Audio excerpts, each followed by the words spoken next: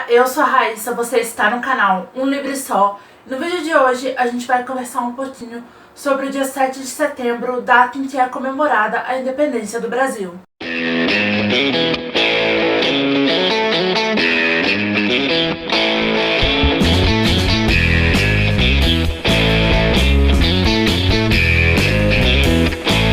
Bom, gente, me desculpem se hoje eu não consigo demonstrar a alegria habitual que eu sempre demonstro nos vídeos, mas é que eu ainda tô sobre o impacto do incêndio do Museu Nacional, que aconteceu no último domingo, dia 2 de setembro, que eu vou falar assim sobre isso nesse vídeo mais pra frente, porque, querendo ou não, o Museu Nacional tá relacionado à família real e a gente vai falar dela aqui.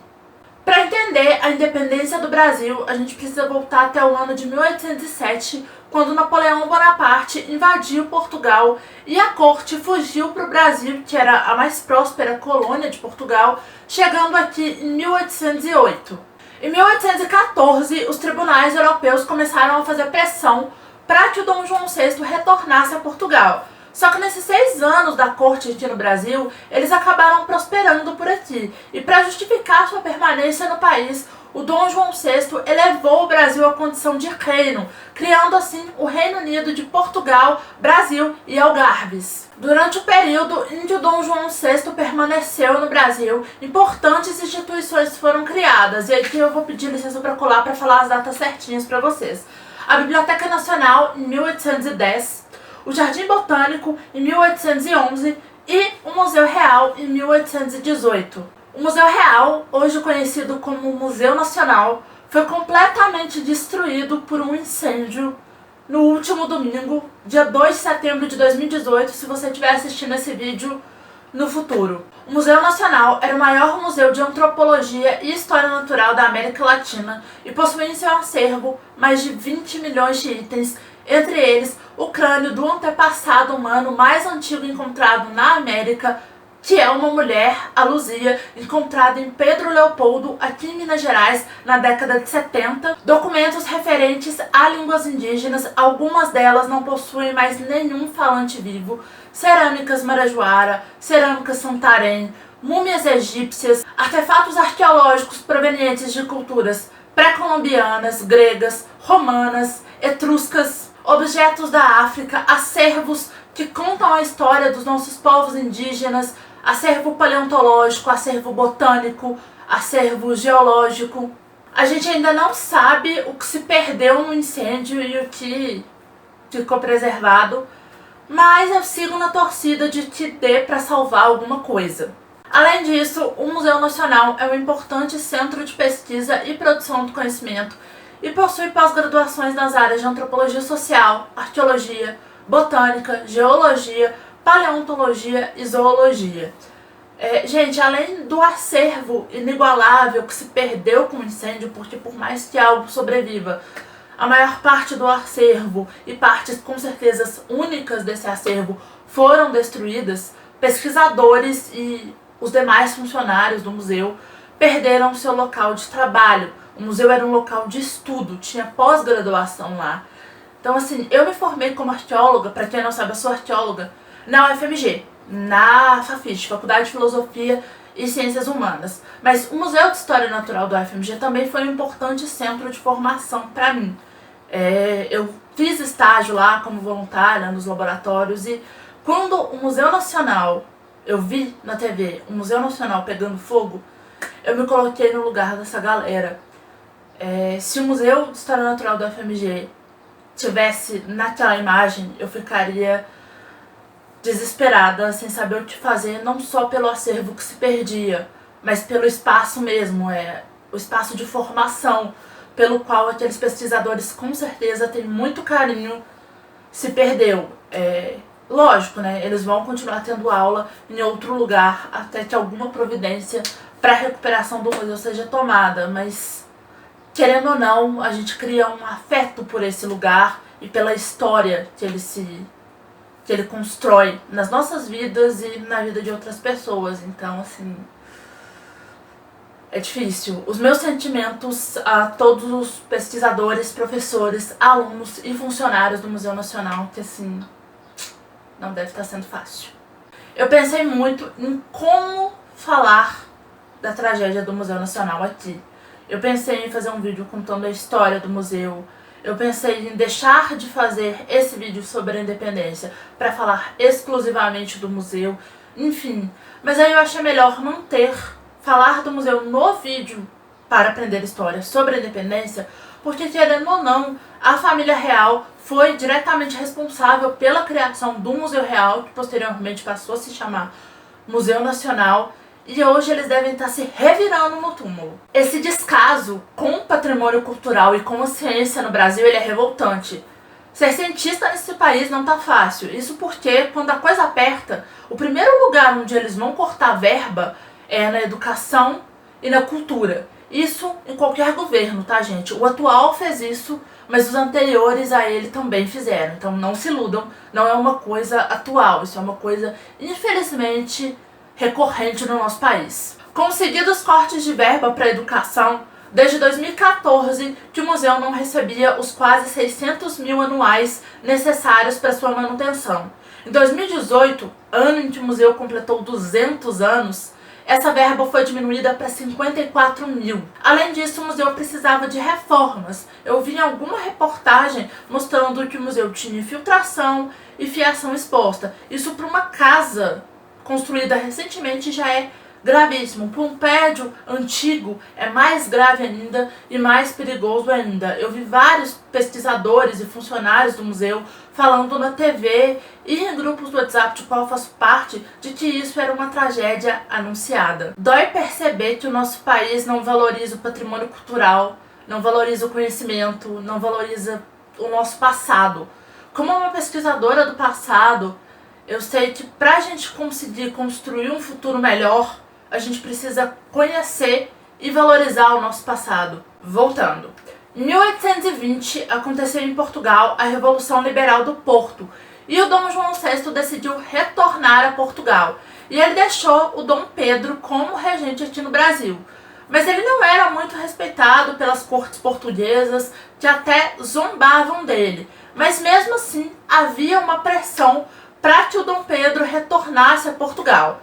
A princesa Leopoldina, esposa do Dom Pedro, que segundo vários relatos era muito amada pelo povo, acabou incentivando o marido a permanecer no Brasil. Em 9 de janeiro de 1822, Dom Pedro finalmente decide permanecer no Brasil, declarando, segundo relatos, vou pedir licença para colar, como é para o bem de todos e para a felicidade geral da nação, estou pronto. Diga ao povo que vou ficar. O clima no Brasil estava bem conturbado. Em 18 de janeiro de 1822, o José Bonifácio é nomeado ministro do Reino e dos Negócios Estrangeiros. Além de inúmeras guerras entre partidários da coroa portuguesa e defensores da independência do Brasil, as chamadas aí Guerras da Independência, que ocorreram entre 1822 e 1825, havia um clamor por parte dos liberais que fosse convocada uma Assembleia Nacional Constituinte. Já os bonifacianos defendiam que o Dom Pedro concebesse por si próprio a Constituição para evitar uma anarquia semelhante ao que ocorreu nos primeiros anos da Revolução Francesa. Dom Pedro acabou concordando com os liberais e no dia 3 de junho de 1822 assinou um decreto convocando os deputados que se reuniriam na Constituinte. Para assegurar a lealdade dos locais à causa brasileira, Dom Pedro vai para São Paulo, na época província de São Paulo, e deixa a princesa Leopoldina como regente. Diante das exigências de Portugal para que ambos retornassem a Lisboa, a princesa Leopoldina convocou uma sessão extraordinária do Conselho de Estado no dia 2 de setembro de 1822 e, juntamente com os ministros, decidiu pela separação definitiva entre Brasil e Portugal, assinando então a Declaração de Independência. Essa sessão extraordinária do Conselho de Estado e a assinatura da Declaração de Independência pela princesa Leopoldina se deu no mesmo local onde atualmente funcionava o Museu Nacional, que no mesmo dia, mas 196 anos depois da assinatura da Declaração de Independência, foi destruída pelo incêndio. A princesa Leopoldina enviou um mensageiro a São Paulo para informar o Dom Pedro do ocorrido. Na carta, ela informava ao príncipe regente que as cortes tinham anulado todos os atos do gabinete do Bonifácio, removendo o restante do poder que ele ainda tinha. É então que o Dom Pedro decide romper definitivamente com Portugal e dá o famoso Grito do Ipiranga, independência ou morte. A separação oficial de Portugal só ocorreu no dia 22 de setembro de 1822, numa carta de Dom Pedro para o seu pai, Dom João VI. No documento, Dom Pedro ainda se refere a si mesmo como príncipe regente e se refere a Dom João VI como rei do Brasil independente. No dia 12 de outubro de 1822, no Campo de Santana, ou Campo da Aclamação, o príncipe regente foi aclamado Dom Pedro I, imperador constitucional e defensor perpétuo do Brasil. Era ao mesmo tempo o início do reinado do Dom Pedro I e o início do período conhecido historicamente como Brasil Império. A escolha para o título de imperador foi a de que o título de rei poderia simbolicamente significar uma continuidade aí da tradição dinástica portuguesa e do temido absolutismo, enquanto o título de imperador deriva da aclamação popular, como por exemplo na Roma Antiga. Em 1º de dezembro de 1822, Dom Pedro I foi coroado e consagrado imperador do Brasil. Agora algumas curiosidades. Assim como no primeiro Para Aprender História, para quem não assistiu, vou deixar o vídeo nos cards, eu vou falar de novo aqui de um quadro do Pedro Américo. Dessa vez do quadro O Grito do Ipiranga. Vou deixar o quadro aparecendo aqui do meu lado. Parece que a situação do Grito do Ipiranga não foi exatamente daquela forma. Segundo historiadores, os cavalos retratados no quadro, na verdade, eram jumentos, e devido ao calor que faz nesse país, era muito pouco provável que os soldados e as pessoas retratadas naquele quadro, e o próprio Dom Pedro, estivessem vestidos de maneira tão elegante. E por falar no Rio Ipiranga, você já se perguntou o porquê da escolha desse rio, ou riacho, enfim, para o Grito da Independência? Se você está aí pensando algum motivo nobre, alguma batalha épica, como aparece no quadro, ou qualquer outra coisa assim, esquece tudo.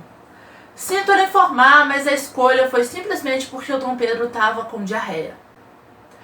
Gente, ele estava com caganeira mesmo.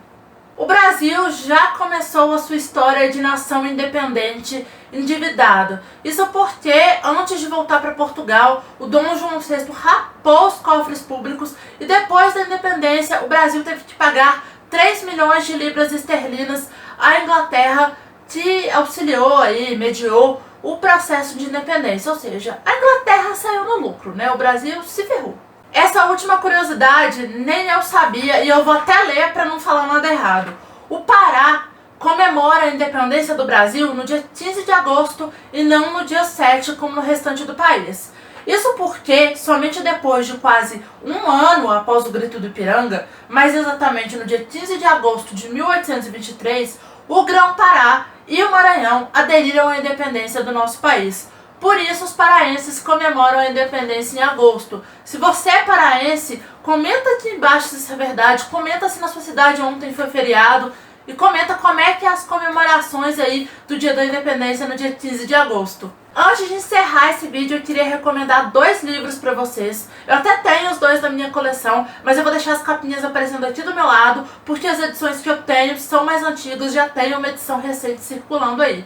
São 2 livros do jornalista Laurentino Gomes, 1808 e 1822, que retratam respectivamente a vinda da família real para o Brasil e o nosso processo de independência. Eu já fiz resenha do livro 1822 lá no blog, vou deixar a resenha no box de informação para quem quiser ler. Além disso, o filme Carlota Joaquina, a Princesa do Brasil, eu já assisti esse filme tem bastante tempo, mas ele retrata a corte portuguesa de uma forma até bem humorada, vale a dica aí para quem quiser estudar de uma forma diferente. Também vou deixar na descrição o site do Museu Nacional, lá vocês encontram mais informações sobre o museu, as redes sociais do Museu Nacional e também informações sobre como ajudar o museu caso vocês tenham interesse aí a sair dessa tragédia ou a minimizar as perdas dessa tragédia e ajudar o museu de alguma forma. Lá tem todas as informações.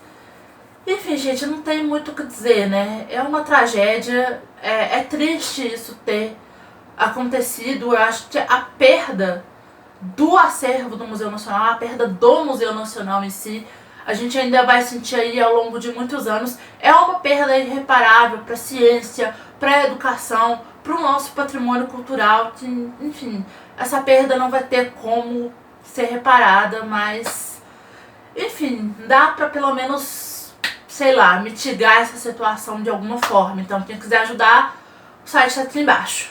Bom, pessoal, é isso. Deixem sugestões nos comentários de qual o próximo tema vocês querem ver no próximo Para Aprender História. Compartilhe esse vídeo para o seu amigo que gosta de história, ou para quem você sabe que está estudando aí para o Enem, ou para alguma outra prova, algum outro concurso e quer revisar a matéria. Se você gosta desse vídeo, clica muito em gostei aqui embaixo para me ajudar na divulgação. Se inscreve no canal se não for inscrito e ativa as notificações. Não deixe de passar lá no blog e de seguir o canal em todas as redes sociais. Todos os links, como sempre, vão estar no box de informação.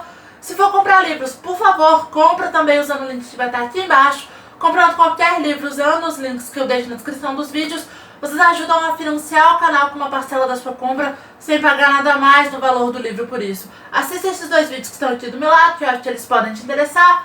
É isso, beijo, tchau e até o próximo vídeo.